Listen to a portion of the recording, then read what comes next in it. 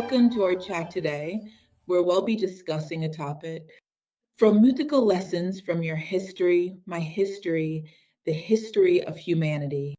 We've had good opportunity to talk before about how myths show us steps that lead us to human improvement and well revisit this, but in a more concise and focused way.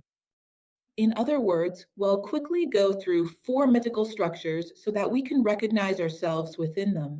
It's clear that our chat today could have countless continuations because there are many stories that reveal precious aspects which, if known, could greatly aid our growth. But given the brevity of our conversation, we'll start with just four. Shall we begin? Welcome to our chat. We all know a bit about the structure of the word myth in our days.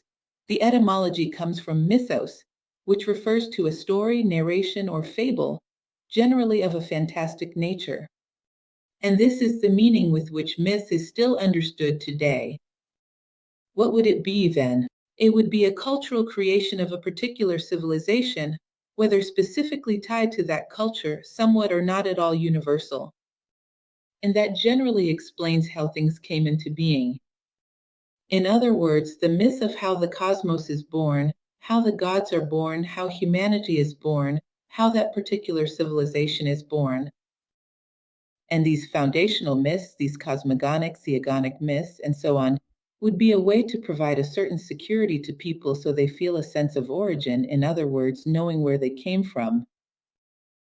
This psychological support that myth provides isn't very developed there.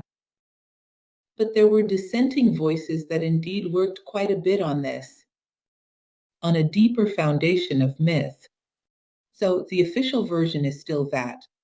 Legends, so many fantastical ones to justify things that reason couldn't explain. But the dissenting voices today are already quite numerous. Well mentioned only two. But we know that many people have already raised arguments that greatly expand this concept of myth. It'll focus on two voices from what we call Scipio Africanus, which was a study group associated with Carl Gustav Jung in the last century. Starting with Jung himself, then we'll talk about Joseph Campbell. We are not unique. There were other very interesting names within Scipio Africanus itself, and even outside of it, like, for example, the philosopher Mircea Eliade, who offers a very curious and interesting lesson on this subject as well. Very similar to what we are going to discuss here. We'll start by taking a look at what Jung, the creator of analytical psychology, had to say about myth. Take a look at this little excerpt by Jung himself. The meaning of the term archetype becomes undoubtedly clearer when related to myth, Socratic teaching, esoteric and fairy tales. The fact that myths are, first and foremost, manifestations of the essence of the soul has been absolutely denied up to our days. I could update and say that up to our days. I wouldn't say absolutely, but in the majority way, this value is still denied to myths. Let's understand a little bit. From what Jung talks about there, the archetype. An archetype is something that is ancient. And the type is the type. It's a model. It's a mold. It's a form. What does he mean then by this ancient form? According to Jung, we do not come into the world empty, like a blank canvas to be filled throughout life. There are certain molds, models, types imprinted in what he called the collective unconscious, certain markers that humans will need to interact with throughout life. This is already imprinted, and we carry it as a burden from the cradle. Types like, for example, the figure of the father and mother, the figure of the partner, the figure of interaction with nature, with its cycles, and even the interaction with work, our way of acting upon nature. These types, life with us. The way they manifest in our lives is through myths, according to Jung, and also through dreams. It was common for them to make this comparison between the content of myths and dreams. Myths then would be projections of these elements, these contents of the archetypes, in such a way that they become visible to man. When understood, they become visible to man. He can deal with them consciously, even subject them, impose values on them so as not to be a puppet in the hands of these structures. As Jung himself said, what we know, we master. What we don't know, masters us. When we turn our backs on these elements, they don't cease to exist. They simply catch us from behind. There is then this Iona vision, which is very well complemented by the vision of Joseph Campbell, this great thinker of the last century. For those who know a bit about his biography, from the age of 10, he was interested in myths. At that time, especially about the myths of the indigenous people, Native Americans. By the age of 12, according to him, Nara was already a deep connoisseur of the history and mythology of these indigenous peoples. He dedicates his entire life in search of certain common patterns of meaning in the myths throughout human history. So Campbell would say the following in his words: the primary function of mythology and rites of passage has always been to provide the symbols that propel the human spirit forward, opposing those other constant human fantasies that tend to pull it backward. Myths are clues to the spiritual potentialities of human life. See how interesting this is. So myths represent the steps of this ladder that lead us to the last step, the upper level, which is the full human condition, the realized human condition. Each of these steps, when known beforehand, is much easier to be able to climb them. Myths then mark levels, they guide our path so that we can ascend with much more confidence. So he contrasts this with human fantasies. We are generally enslaved, especially in this historical moment, because we are particularly scattered, enslaved by fantasies that come from fashion, from the standards of achievement of our time. Things like physical beauty, fortune, success, fame, we become enslaved by these fantasies, which, even if achieved, would not make us grow in any way.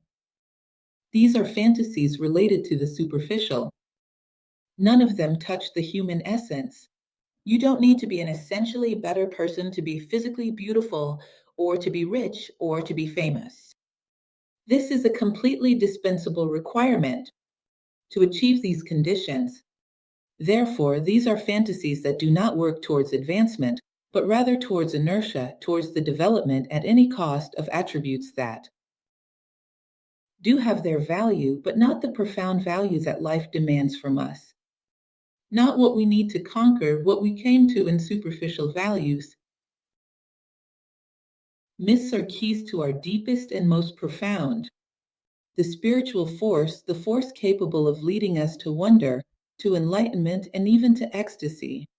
Interesting, there is a phrase attributed to Seneca, which I haven't checked the bibliographic reference for.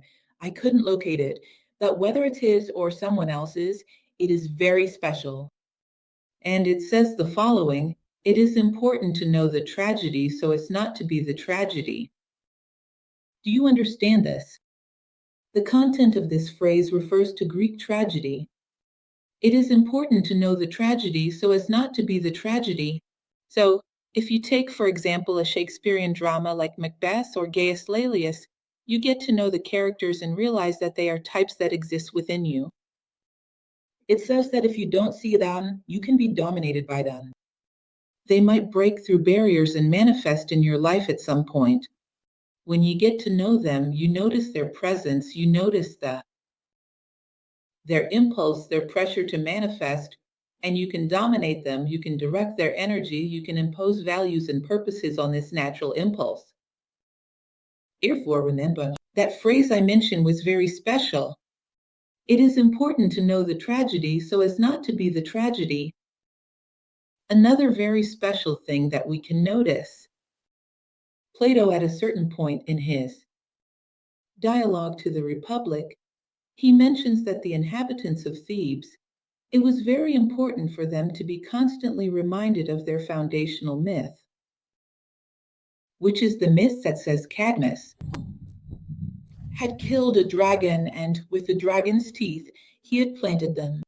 From these teeth, the Spartoi would have been born, and from the development of the story, these Spartoi would have given rise to the Theban civilization. Look in a moment of crisis for the Thebans to know that they were born from the teeth of a dragon. It required from them their bravery, their integrity, their strength to stand against adversities, no matter how great they were. This was the fundamental factor of vitality. Therefore, for Plato, this was neither a lie nor an invention. It was an element of extreme necessity. This foundational myth was imbued with a reality. Why? He would strain and bring to Iona the most sacred character, the most valuable aspect of those men. In other words, he would bring to the surface that which was most precious, that had been submerged in the soul. It's also interesting to observe, after World War II, as mentioned about Japan, which loses the war and suffers a terrible setback, like all the countries that lose a war, as is remembered, as is brought to Iona, the mirror of Amaterasu, the sun goddess, the sword of the god Susanoo. In other words, we are not just anyone, we are descendants of Amaterasu, of the sun itself. And this heritage, this fact, this honor that awakens in these people, the fact of being direct descendants of the sun, gives them the ability to recover from the setbacks of war. Tremendous. We all know that. It has nothing to do with it. Well, you might believe it here, but it certainly touches the deepest pride of the soul and brings it to Iona. There lie the values. Well, being heirs to such a grand heritage from such special beings, the least we can have is their attributes kept within us. It's just a matter of bringing them to. Therefore, these are not lies, not fantastical tales, but deep truths of the human psyche, as Carl Jung would say and as Joseph Campbell reiterates. Continuing on, then we can delve into our myths of today. Let's begin. I'll tell these myths in great detail because that's not our intention here. But let's talk, for example, about the myth of the cave. The allegory of the cave, which is a chapter from the book The Republic by Plato, chapter 7, known as Book 7, which asks in a very summarized way for you to imagine an underground cave where there are several men chained, looking at a very smooth wall that functions like a screen. Behind them, like a wall. And behind this wall, a bonfire. This bonfire casts shadows on this wall that the men are looking at. They are so chained that they don't have the freedom to even stand up or look back. And over this wall, several men walk behind it, letting figures pass above them. Figures of animals that pass by successively. And these men who are there manipulating these images behind the wall also talk among themselves and raise their voices. And the echo of their voices hits the wall of the cave in such a way that the chained ones only see and hear those figures. They are the only reality they know. One day, a more restless man begins to feel dissatisfied with it all, without much explanation. He fidgets in his chair until he breaks his chains. When he stands up and looks back, he is astounded to see the deception that it was, the illusion. He notices people moving around, he notices the fire in the cave, and when he looks up, he sees the sunlight, an extremely bright point. After having this first impact, he now wants the whole truth. He prepares to climb out of that chair. Not without considerable difficulty, because he spent his entire life chained. He doesn't have developed muscles. But he keeps getting up and falling, determined, never losing sight of the light, always walking resolutely towards the light. He reaches the top and sees things illuminated by the sunlight. At first, he is a bit blinded, but then he starts to adjust and fully opens his eyes. And he can see nature, the sky, the earth, the animals. He is dazzled to be able to see things as they truly are.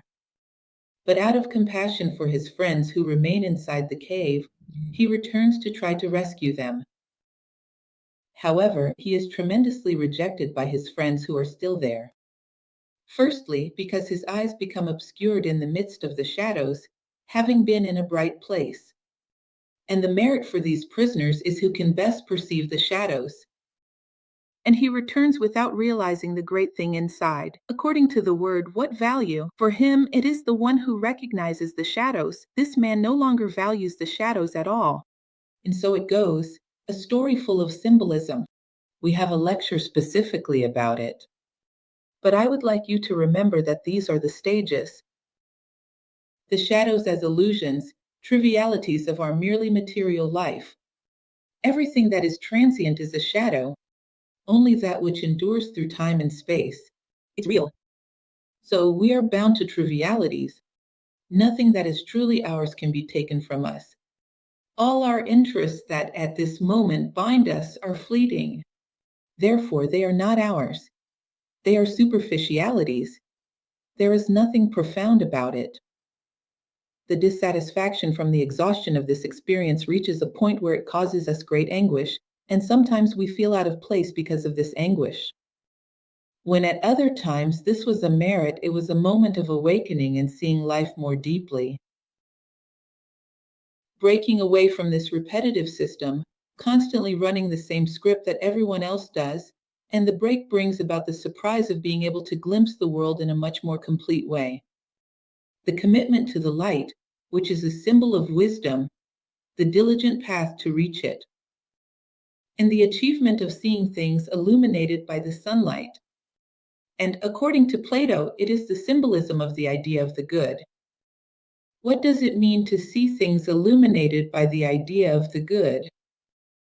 And finally, the return out of compassion, out of a desire to help those who remain. Notice that there's a very common journey here, one that we all share. Many times we are there following that script that says something different. He's a madman. It's a person who isn't seeing things. There are possibilities within that script. Those who believe that the shadows always go one way, those who believe that the shadows always go the other way. But there are only these possibilities. To dock shadows and indeed say that they are devoid of value, that what holds value is within, is above. No one accepts this. They are mad, they're us, we'll see. In other words, the massification, the tribes that are allowed to have opinions. And like any discourse outside of this, it is purged.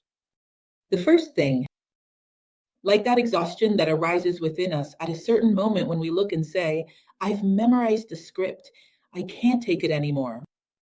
This doesn't satisfy me. The others say, there is nothing beyond this. You sense that it exists, and there's a need to see more, to look further ahead.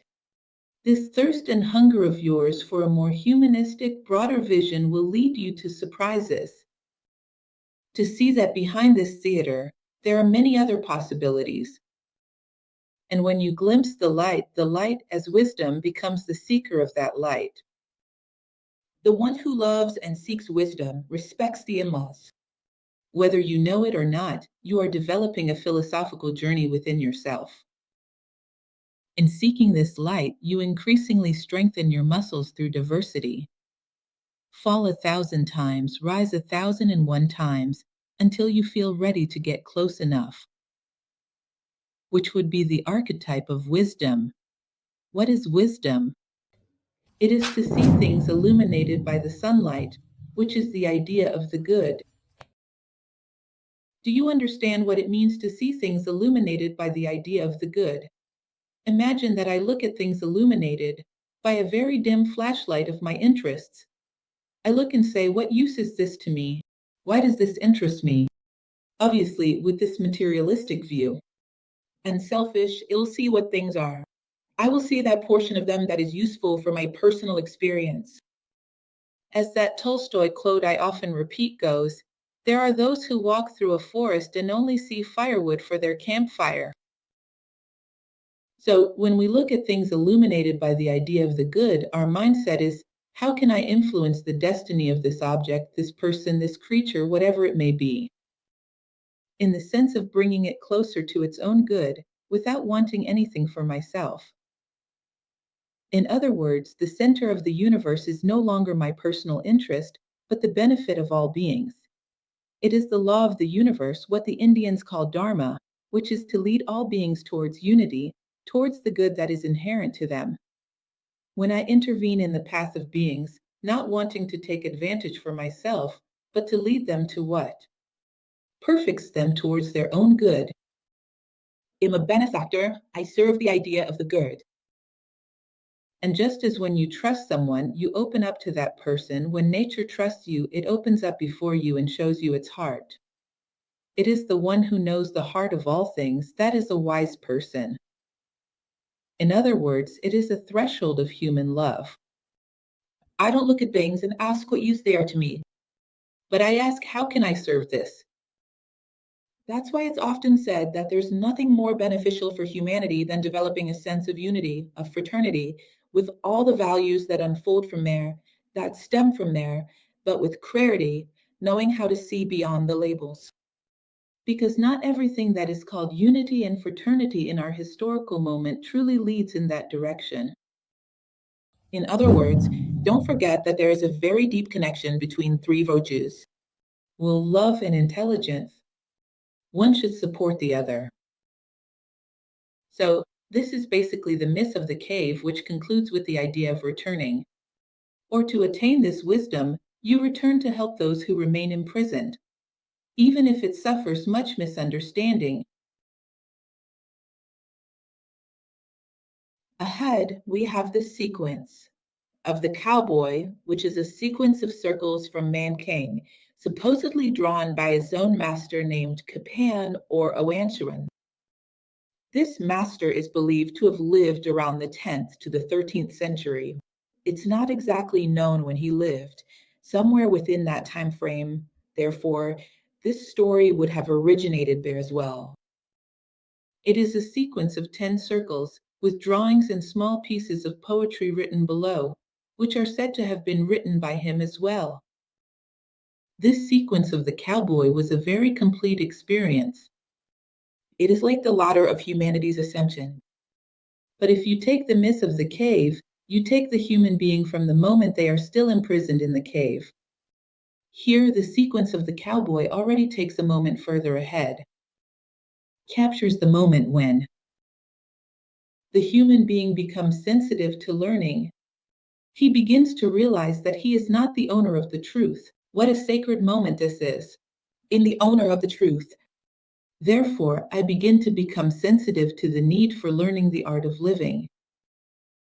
For some reason, usually coming from outside, from some master, some reading, some valuable tradition that suggests this to him, he begins to realize that perhaps he is being dominated by the more instinctive, more basic elements that he should be mastering.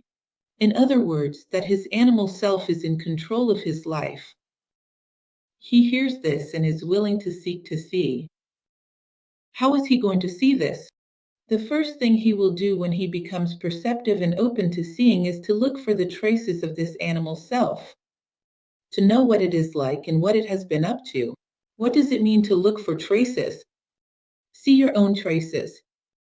Observe the footprints you've left throughout your life. Footprints of what? Of a swan, or of a Tyrannosaurus rex. What is the weight? What is the level of destruction? By your works I will know you, as the biblical scripture says. Who has walked this path? By observing these traces throughout his life, he begins to realize that he is, in fact, dominated by the animal self, including the weight of this animal self that is controlling his life. In other words, the level of tyranny, the weight of instinctive, brutal, impulsive decisions in his life, and the amount of destruction there is in general. When he does this, he begins to see the animal self. But in general, when he sees, he doesn't see the head. The drawing shows the man seeing the hindquarters of the ox. What do these hindquarters mean? He will see the secondary consequences of what the animal self has done in his life. In other words, I was brutal in my relationship with so-and-so. I was impatient here. I was intolerant there. These are secondary effects. After some time, he will finally see the head of the ox. In other words, what is the fundamental element that directs all those struggles? In general, many traditions say it is selfishness. Selfishness is one of the elements that make us ignore the other, ignore the possibility that the other might be more right than I am, the possibility that my happiness depends on the happiness of the other. But the world of the other is superficial, and everything has to revolve around me. When you see the head of the bull, you see the trigger that is causing all these secondary elements to happen. And then you saw the bull. And you will see that it is fierce. And he will establish a struggle to dominate it. That is determination, strategy, perseverance, constancy. It will be a Caspian in every way. It's a kind of Bhagavad Gita, which knows the Indian epic, the battle between the Kauravas and the Pandavas.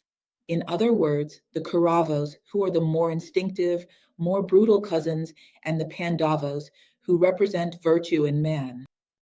The strategy is interesting, the strategy that this man will use.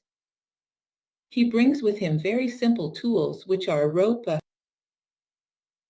whip, and a rope. The first thing he will do, he'll feed us, is manage to lasso one of the bull's legs to bring it down. He ties one of the bull's legs with his little whip, with that rope, to bring it down and start the process of taming it.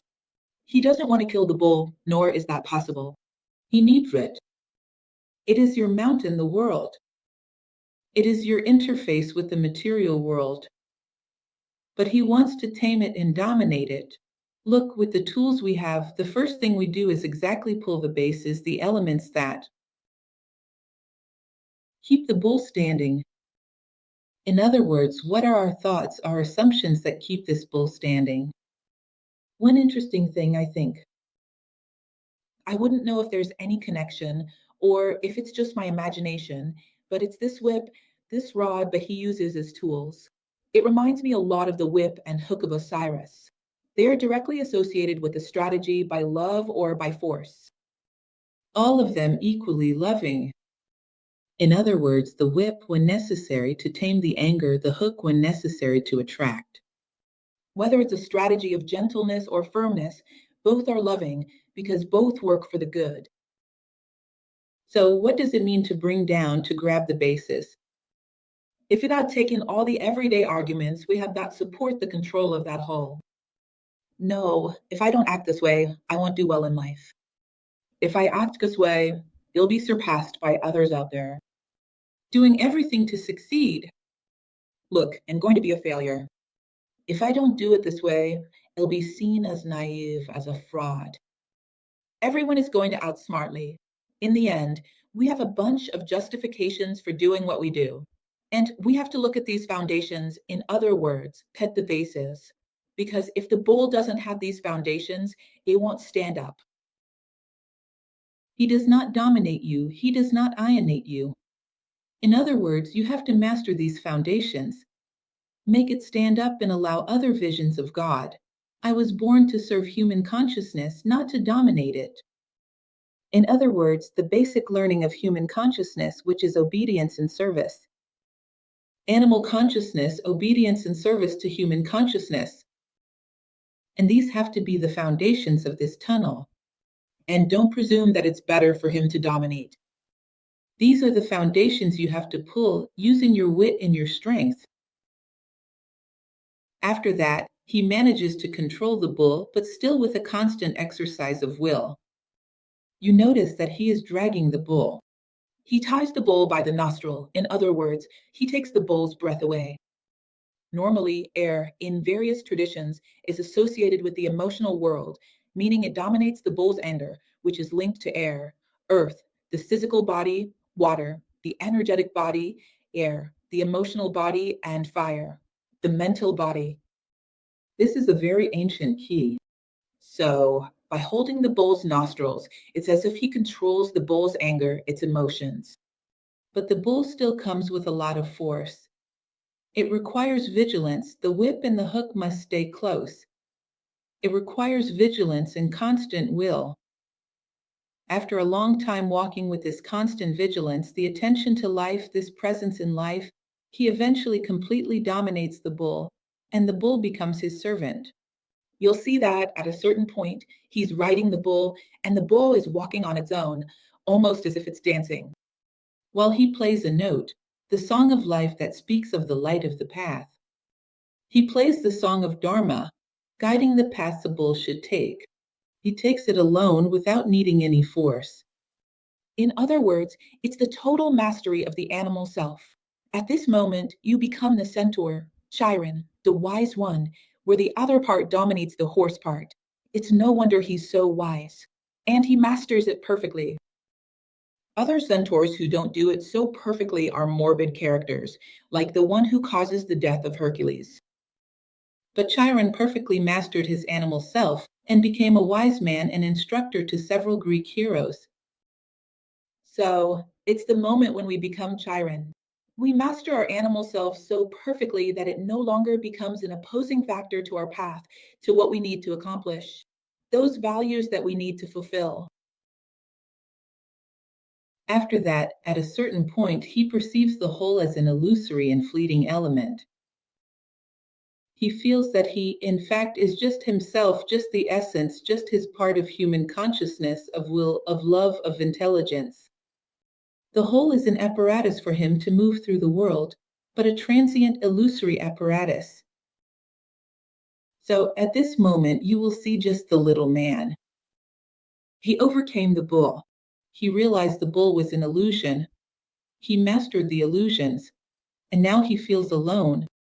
Alone not in a negative sense, but he knows his essence and it is enough.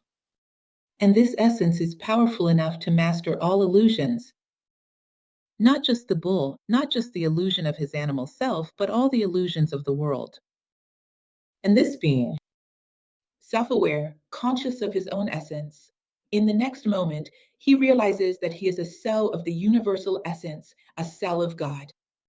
Therefore, he transcends the forms. Because if he dives into divine consciousness, it's as if he were an absolutely empty little sphere. There is no more separateness. He feels one with God, as if he were a drop diving into the sky. After having this penetration, this intimate contact with the One, with the ultimate and only truth, he turns back to look at the world. He sees things from the angle of reality. Though transient, they are beautiful in what they bring symbolically, in that essence they hold within themselves. Therefore, the green leaves of a tree he sees as he has never seen before. The red flower hanging from that tree, he sees it with eyes as if for the first time. The sky, the earth, the waters, he sees everything with eyes as if for the first time. And he perceives this as a reflection of a divine essence that resides within all things. And he sees his life deeply. After seeing the world as it is, from the vision of unity, from the angle of unity, you will end up with him again in the marketplace, in the world. Now that he sees, he returns and shares with those who at this moment need him, to see through his eyes, until he achieves his own vision. In other words, just like in the nook of the cave, he returns. It's a quite recurring factor. Continuing, we will have the three alchemical works so often discussed throughout all the works of medieval alchemy, which, in truth, aren't exactly three. They have substages along the way. You could say that with the substages, there are 5. What does this mean? The work in black, the work in white, and the work in red.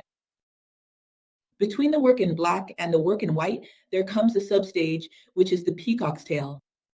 Usually placed there between the work in white and the work in red, comes Scipio Africanus, the work in yellow representing maturity. How does that work? It initially reminds one a lot of the sequence of the cowboy from Capote. The first thing a man does when he sets out to know himself, master himself, transmute himself, which are in fact the names of the 3 alchemical stages, to know himself, he will have to look into the depths of his consciousness at this animal self, which at this moment is completely in control. He will have to look and see all the little creatures that live inside him. In other words, you will see all the attributes of the animal self. He sees anger, he sees envy face to face without excuses. He acknowledges weakness, sees the weakness, the law of least effort. He sees the manipulation of others, sees a bunch of elements, manipulation due to emotional neediness, manipulation for financial interests. He sees all those creatures he thought. He only sees in the other what he perceives within himself. This first work, which is done in the black stage of confrontation, will generate the peacock's tail. What is the peacock's tail? It's a very painful moment of consciousness, but a very necessary one. Imagine that the tale of Plato opens with all those countless eyes. So you see that all the evils that have afflicted any human being in the history of humanity exist in potential within you. And you may have received better conditions to be able to subdue these evils. Others received worse conditions. You may have developed a maturity up to now, even without LUCIA, not having given way to everything. Some have been raised in a context of values and others have not. But you realize that the roots are there. All the seas of the world, you perceive potential within yourself. And you know that it is necessary to take command of these values, LUCIA, these values, these vices, pardon. LUCIA and master them, just like the mastery of the ox back then. And then comes the white stage, precisely the purification. The work in white, which is the albedo, he looks at all these things, masters, tames these little creatures, and places them under your power, because they are not evil in themselves. They are evil when they work for mere survival material, when they work for selfishness. They can be reversed, and this energy of the animal self can be transformed into a driving force for the human self. So you will see that great stubbornness can be transformed into great determination. Envy can be transformed into great admiration, which seeks to preserve what has value and develop these values within oneself. You saw, Carl, you will see this in the principle of polarity. You exchange one value for another within the same nature. In other words, the work in white does this, applying a bit of this principle of polarity. And it goes on mastering all those elements and receiving from them the necessary energy to keep moving in the direction of your values. This is purification. The pure man is not the one who has no potential flaws. He has them, and he does not manifest them because he is aware. This conscious control allows him to be what he has chosen to be. It is a conscious act of will, of determination, that builds the man. It is not a natural gift. It is an achievement. And therefore, justice can happen. Therefore, those who have not fought for tales of the soul's conquest of evil may suffer, for example, the karmic consequences of it. If we hadn't had the opportunity, there would be no reason for karmic consequences. We have neither merit nor demerit. So the work in white is the mastery of all this, the conscious and constant mastery. After walking a long way, imposing values upon ourselves, seeking to maintain the greatest purification, not purity as a static attribute, but constant purification every day, you reach Scipio Africanus, which is maturity. And this maturity of Scipio Africanus will allow you to have greater control over these elements, in such a way that they no longer turn the tables or try to impose themselves on you. It's the moment when the man rides, the bull playing its little flute. You are a mature man. Contemplate everything that exists in the depths of your consciousness. Have mastery over all of it. Have compassion for those who have not yet tried to master it, but be just. Because he knows that there must be punishment and reward corresponding to the effort or the surrender of each one's own flaws. In short, having the maturity to know how to deal with the world. He already parades through the world with great confidence, having mastery over these apparent factors of the world. This is a mature man. Even the alchemists used to say that certain men, like the majority of humanity, in your time, aging like certain fruits that go from the green phase to the rotten phase without ripening. Human maturation is a matter of choice, determination, and will. This mature man can reach the realization of the rubido, the work in red. Elevate your consciousness to the best of itself. Transcend the appearances of the transient and realize a clear purpose for your life. Bring order to what seemed chaotic. Understand the meaning of all the trials you've lived through as efforts of nature to make you grow, sometimes extremely harsh, but necessary. In other words, redeem the arbitrariness of life and achieve a vision that goes far beyond the transient, both in time and space. You reach a state of permanence, which is no longer changeable nor mortal. This state of permanence of consciousness would be full human consciousness. It would be wisdom. So, it's obvious that this rabido is still quite far from us. You realize that we navigate through these alchemical works. Sometimes we're afraid to look and see everything that lives within us. We have a lot of resistance. We even think we are not. We will endure to see.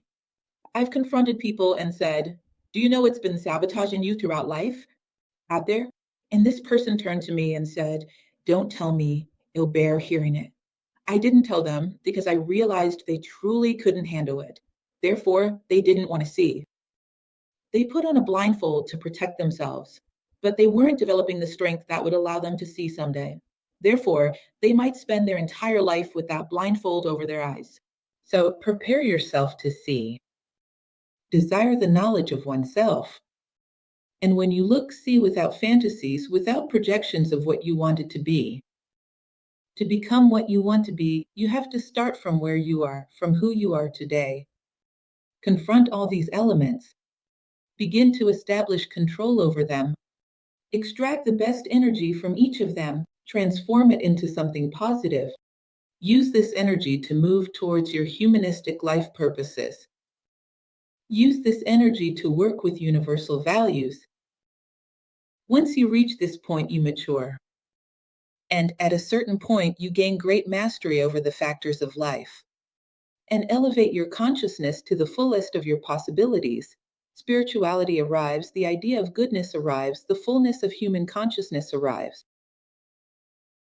It's a bold path. But realize that it is the human way of the cross.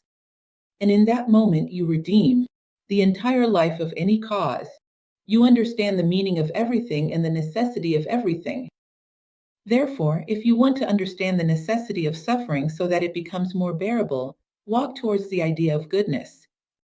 That's where you will find the meaning of everything. Finally, let's work with Bell, the structure created by Campbell, the framework he developed after studying hundreds of thousands. Around the world, a life dedicated to this, which is the structure of the monomyth. He talks about something that is often repeated in various types of universal myth, which he particularly calls the hero's myth mainly. The structure of the monomyth is as follows. You are there living an ordinary life in your home, a life that becomes trivialized in mere survival as comfortably as possible. Whether it's the instinct for survival, the instinct to perpetuate the species with the greatest comfort and pleasure possible, they call the shots and take the lead. There's nothing else in your life except for this. There comes a certain moment when that anguish arrives. Remember back then, the person who starts stirring things up in the cave, he starts to receive, he begins to feel a certain exhaustion, a need to have a greater meaning for his life. This is what Campbell calls the call. Exactly the call. But there is a tremendous fear of this call. As it says, if you get close to that beautiful book, the word of art, there's a resistance that starts to put plugs in your ears so you don't hear it. And it sabotages the voice of this call in every possible way. Then the refusal of the call.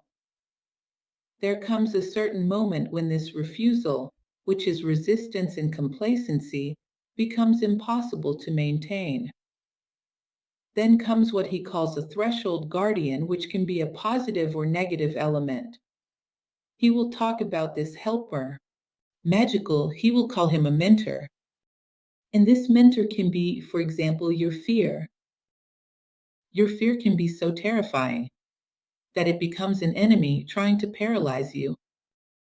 Or you can learn to deal with your fear and realize that it's pointing in a direction you don't yet know. Therefore, if you want to grow, that's where you need to go. Therefore, fear, as I often say, stops being a stop sign and becomes a sign to proceed with caution, with prudence. Advance slowly. Slowly, not necessarily in terms of time, but at the level of attention you need to place on each step as you engage with the world. So something either propels you forward or even places you in a challenge. That challenges your pride. In some way, something will catapult you to the next stage. And then he will begin to embark on the path, this human being that we are, on a new journey through unknown things. He will go through trials. Notice that this is even the story of our physical life. We're there in the home of mom and dad, wanting to stay there our whole lives. Today, there is even the syndrome of kangaroo syndrome, those people who spend their entire lives at home, they're 40, 50 years old, living under their parents' roof. I'm not going to condemn this, but often it can have a pathological element. They might do it out of love for their parents, so it's a dual, debatable thing. But anyway, the fact is, when we are pushed out of this, we have the second birth, we are on a path. Difficult. People who interact with us in a work situation, in a rental situation, who aren't mom and dad, are tough. They demand solid proof that we can interact with them in the theater of life without risk. And they demand harshly. And they don't give you a little treat if you haven't eaten your meal, there's dessert. So you are driven, sometimes by necessity itself, or due to some vulnerability from previous situations, or because of a life necessity, you take on a relationship, which is to pursue a profession. You are pushed into it. Even our biological life goes through these phases. There come a bunch of challenges, the unknown arrives, and you go through a lot of tests. Of course, because the big test comes later on. As I often say, a good warrior doesn't train only during the battle. They've been training throughout all the small difficulties in their life, building strength. These are tests of small disagreements, of things you can't do satisfactorily, of challenges you don't understand or can't overcome. You go there, suffer, strive, overcome. And so you keep improving, building strength. Until at a certain point in life, the greatest test must come. It is overcome with more difficulty for some, therefore it seems even greater, with more ease for others who have trained well throughout life, therefore it seems smaller. But some great test comes even if no tragedy occurs, even in the biological process, this great test arrives. It's that moment when you start to lose your physical vigor, you begin to age, your body no longer responds the way it used to. You have to keep building your life. With the vitality you have left, with the health you have left, you have to keep living, maintaining your purposes, continuing your journey. In other words, at some point, a specific test comes. In our lives, from a mental and psychological standpoint, many things can happen. A loss, whether of something we were attached to or someone we were attached to, it could be the loss of a certain situation that was comfortable for us. It could be a betrayal. It could be various things, but it's truly a tough test. And if we are able at that moment to maintain fidelity to our principles and continue moving forward without haste and without pause, attentive, yet committed to our purposes, to our lives meetings that propel us forward, we want to reach the rabido. We want to reach spiritual fulfillment, and we don't lose sight. We don't take our eye off the ball. If we manage to get through this without giving up on ourselves, without letting it steal who we are, we come out on the other side victorious. We can say that in terms of humanity, this pandemic we are experiencing is a great test. Let's see if we don't corrupt ourselves, if we don't become selfish, if we don't become brutalized, if we don't take advantage of the situation in some way. We come out on the other side and emerge more fraternal than when we entered. That would be the victory of this great test in terms of humanity. More connected, not to that pseudo-normality where only my interests are evaluated, but to the good of humanity. If we manage to do this, many things can happen as a reward. For example, the so-called hieroscamy, marriage with the princess, with the sword, with the goddess, whatever it may be. Deep down, it's an internal marriage between our consciousness and our spiritual values. This service of our consciousness to our being is consolidated, and this harmony, which is stirred within, makes this man a harmonizer of the world around you. He practically rebirths transmuted. It's not simply a change of form, it's not a transformation, a transmutation. He has turned from lead into the philosopher's gold. And today, he possesses self-mastery, a degree of wisdom about life's circumstances. And what will he do after being reborn, transmuted? He returns to the market, he returns home, bringing the elixir. And this elixir can be shared with everyone. The elixir is the essence of life. Those drops of wisdom that you extracted from this entire journey. Let's say you're walking down the street and you step into a hole and twist your ankle. What is the superficial extract of this situation? What a mess the city is with all these potholes right in the spot. Why hasn't the owner of the store fixed the sidewalk? Who was to blame for this? I broke my heel, lost track of time, felt pain. That's superficial. And what is the extract? Inattention causes pain. How many times has my own inattention to the essential things, to what I'm doing, to what I should be doing, already caused me pain in life? If I extract this elixir from that fact, I will probably suffer less harm. And I would start to double my attention, to have body and mind together, as Jung would say, to extract the elixir of life in every moment, to see what each moment has to teach me. When you reach the end, you return home. With this elixir, now it's about sharing. Now it's about passing it on to others so they can make this eternal return. That are equipped because they have seen a bit of life circumstances through the treasures. In other words, the return at the end, once again.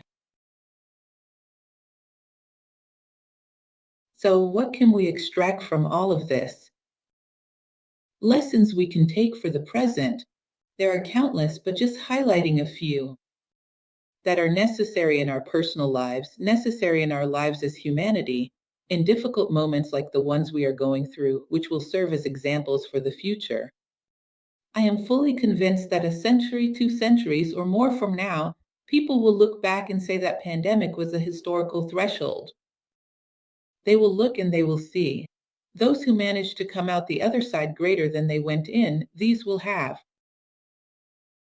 gained some humanistic benefit from the situation, not taking advantage of each other, but benefit in the sense of extracting the elixir from this experience and emerging greater and with the ability to build a new normal much more humane than the previous one. So the lessons for now, I have selected a few, but I know you can see many others. In fact, I even challenge you to see many others.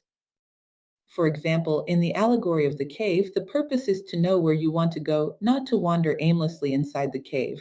I want to reach the light of goodness, the light of human values, virtues, wisdom, to have a clear purpose, a sense of life, and to be faithful to it, to fall 1,000 times, to get up 1,001, and not lose touch with that purpose.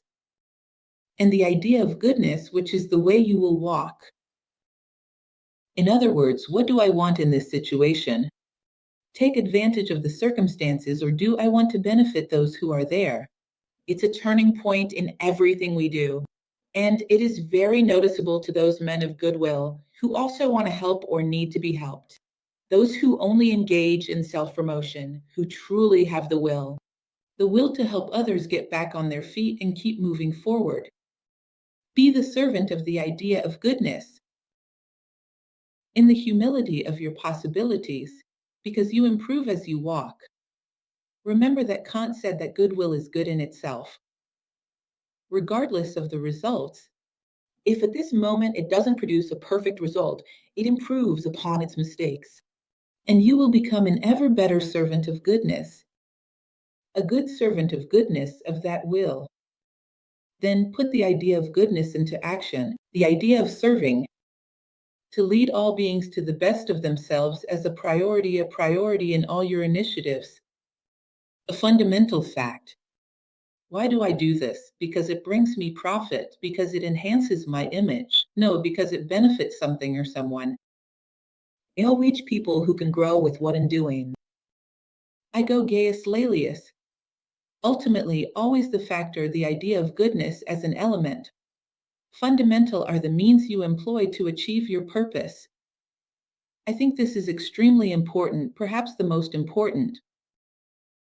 In the footsteps of the cattle driver, you could notice determination, the will as a fundamental element for self mastery. Don't give up because the bull is fierce and will struggle for a long time, but not forever. Because the bull is temporary, that your will is not, but is eternal. Therefore, do not give up on yourself, trust in humanity, and fight until the whole is subdued. Wonder you will say, it doesn't even seem like there was a time when my animal self was so rebellious, and now it serves me perfectly well. I always joke with my students and say, you know that little dog you spent years training? And when do people come to your house and say, you're lucky, huh? Because the dog is well trained. And you think, lucky? Do you know what I've been through? No one is lucky. There is a determination, a strong will to master the animal self, and those who do prosper. And don't doubt along the way that this is possible. Never stop believing that we can change. Do not let the hope of self-improvement and the refinement of truth die within us. Losing hope, we lose. In the Negrito, in the three alchemical works, see yourself as you truly are. Don't start from a fantasy because it won't sustain you. It was the courage and humility to see oneself as one truly is. And the tip about looking at the path you've traveled throughout life is what kind of being passed through and left. The trail, in these conditions, left the world in these conditions.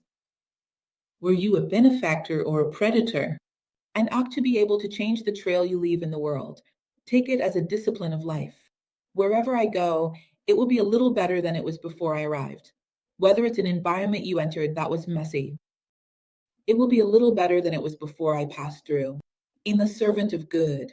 Therefore, my journey is beneficial to the paths I tread. In other words, the humility and spirit of a learner.